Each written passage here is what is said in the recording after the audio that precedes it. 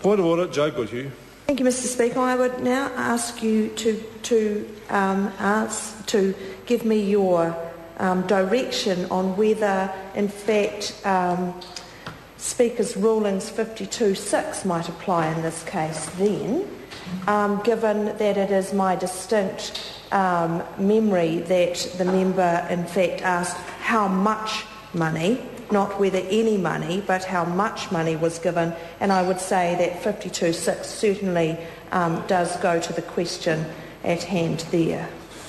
Point of order, the Honourable David Cummins. Mr. Speaker, I'd like to thank the member opposite for raising that Speaker's ruling, and also to thank the Honourable Dr Nick Smith for raising 52.4.1. And, sir, in assisting your consideration of those points, refer you to 52.4.2 and 3, which I'm sure you'll have available, but for the sake of listeners, a person making such a suggestion in an indirect way or by means of a question does not offend, which I think covers completely Mr Anderton's position. And also in 3, that when a member states that a party has received its marching orders or directions, etc., it does not offend unless the Speaker is satisfied that there's a clear suggestion that those directions have been acted upon.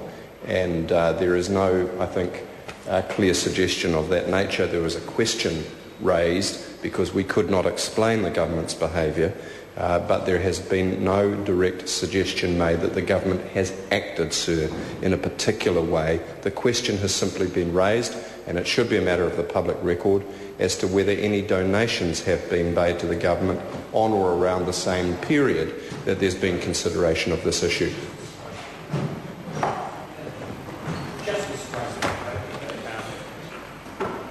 Order. This is a very difficult issue.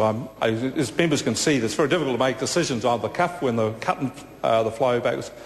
But I want to say to members that had Mr Anderton have said that the National Party has, I would have said he's completely out of order. If Mr Anderton had said they had received money for these decisions, I would have said he's completely out of order.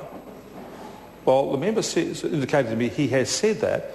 What I understood, Mr Anderton, he may be able to correct me here, in his because I just can't quite remember the exact nature of the words. I understood Mr Anderton to be asking if the members if they had in donations and to disclose those, and if those donations had influenced their decision. That was the nature of it. I never mentioned that they'll influence their decision. I said, have they been given any money, and if they have, how much? Right. And if so, how much? But no, the member made a comment earlier on, but that was the second. So what was the first part, the member? Just refresh my memory for that. I'll read from the notes I have, if you like, Mr Speaker, so that we get it right, because it'll be in the Hansard anyway. Well, it's too late then. If I can find it.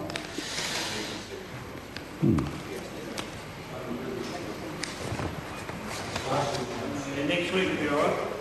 Well, at least I'm not reading the wrong speech. Order. No, order. Let's order. Please, members, don't take interjections back. I'll ask the member a serious question. The member I want to answer the question. The relevant section is how much money is being put into the Victory Fund account of the National Party by the liquor industry. How much? Yeah. Well, nothing is an answer. Nothing is an answer. $1 is an answer. $1 million is an answer. Any answer will do.